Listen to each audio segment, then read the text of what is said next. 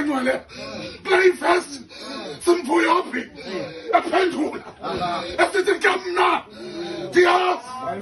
Diaz ungumhlawuleli wami uhleke uyawusukame phansi kothuli lomhlaba ngaqashikwe kuphuthiswa inyama yami kodwa amahlaba ambona uThixo ingeke kuye oh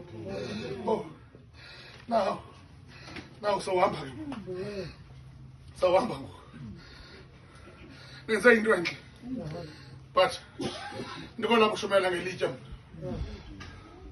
umsebenzi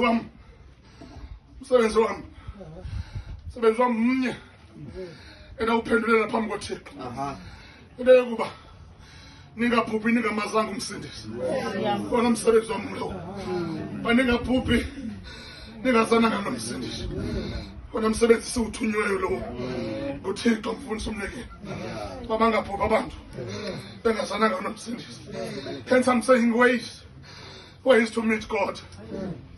We meet God through the scripture.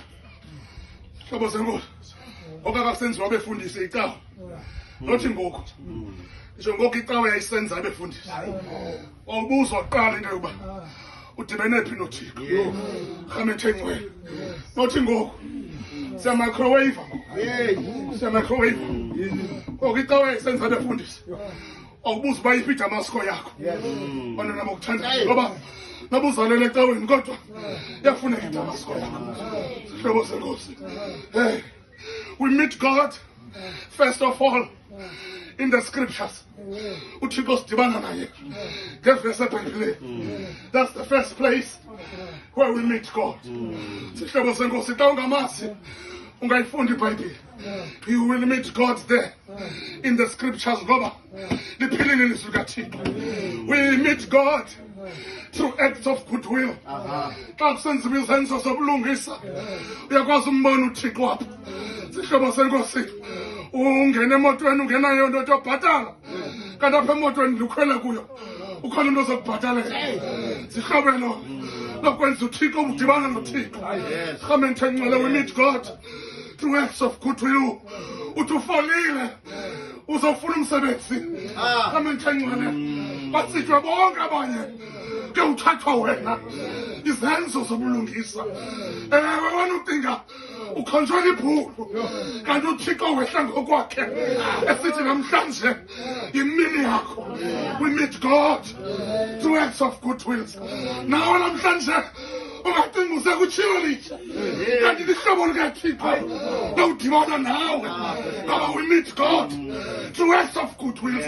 Ifamily yona yenza into olungileyo ngoba itshili litsha kanti that act imagnet yawutsala wena usalibabane likaThixo.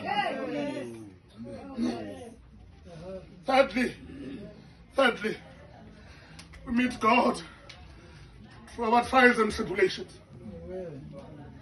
Ngeemeko zethu zobomi ezinzima xa sicanda utata benhlelo enzima lapho uThixo sidibana naye khona ngabona bokuthandaza sawubhujelwa sawulahlekela kulapho uThixo sidibana naye khona. Wasimboni ngoku kodwa uthi xa ujonga ngasemva uthi uba ebengekho uThixo ngakuthetha ndiphuma ngabo khamethe ngcwele ndizibonele mna ngokwami nguye wumbi utsho le vesi ndizibonele mna ngokwami inguye wumbi khamethe ngcwele uyophi ebemazi uThixo kodwa zithe zawufika inkoleko zamenze wamazi ngakumbi uThixo.